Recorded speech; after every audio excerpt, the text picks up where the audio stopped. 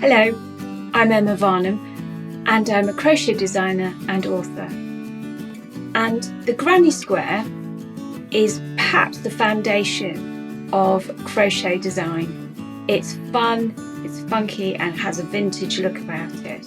And I've written 2 books on granny squares, Granny Squares Home and Granny Squares Weekend. And I'm just going to show you in this tutorial how to build a granny square and how I create my granny squares for my projects. Okay, I'm going to show you how to make a basic granny square the way I like to do it. Here is a granny square. It's got 4 rows and it's got, for this blanket I've used crazy colours, and that's the advantage of making a granny square. You can mix up all the crazy colours and you can use up lots of different yarns that are in your collection, in your stash.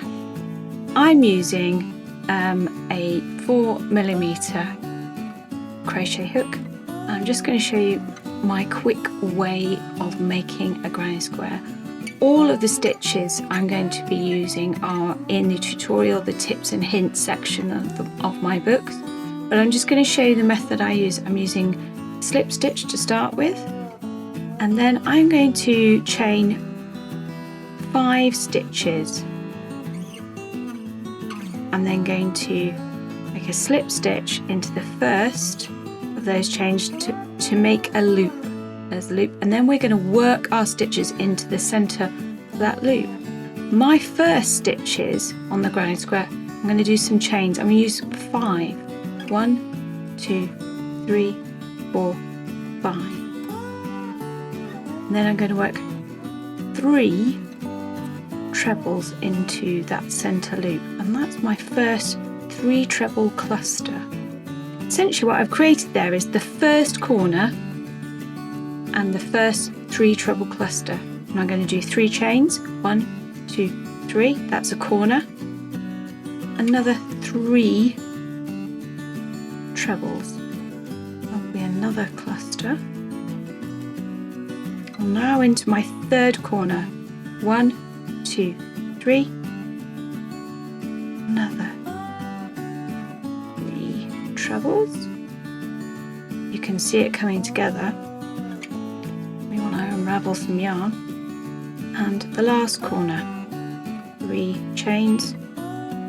Just doing though 2 trebles this cluster, because the first chain that I did forms the last stitch my granny square, and there we are, right in the center, the corner. I usually like to do a little slip stitch into that middle chain, and we're ready to go on our next corner. We're going to do 5 again. 2, 3, 4, 5. That's creating the last stitch and the first corner. And now we're going to work 3 treble into corner. I'm going to do 1 chain which will bridge across the previous round, and then we're going to do another 3 treble cluster, and then I'm going to do 3 chains to create corner,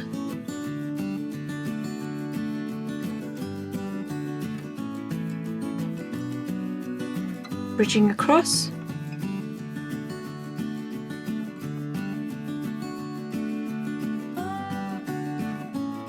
and you can see that we're already beginning to build this granny square. I'm unraveling my yarn. Another 3 chains. You may be saying, Emma, you're going too fast. Well, I'm showing you how I build the granny square. Then bridging across using a chain stitch, and then another 3 treble into what will be the last corner. I'm going to create a corner now. 1, 2, 3,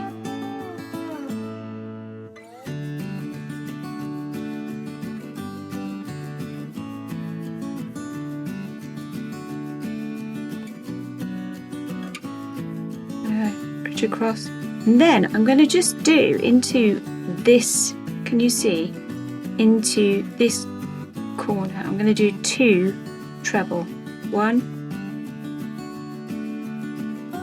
2, and then I'm going to slip stitch into that first chain that I did, and there you have it.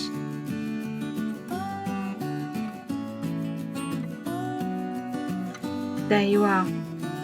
So I've created 2 rounds so far. I'm now going to go up 1, 2, 3, 4, 5.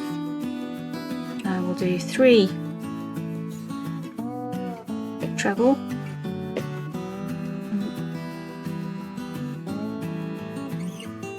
I will put 1 chain just to bridge across, and then this is the hole I'm going to go into for my next 3 treble cluster.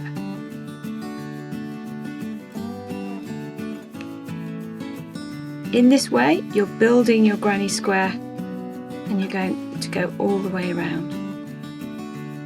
This way you're able to very easily build granny square using 1 colour, but don't forget they look beautiful when you change the colour for each round. I hope that helps to show you how you build a granny square, and I'm afraid to say, once you've learned, they're a bit addictive. I hope you found that helpful. In both these books there are all the stitches you need to complete the projects.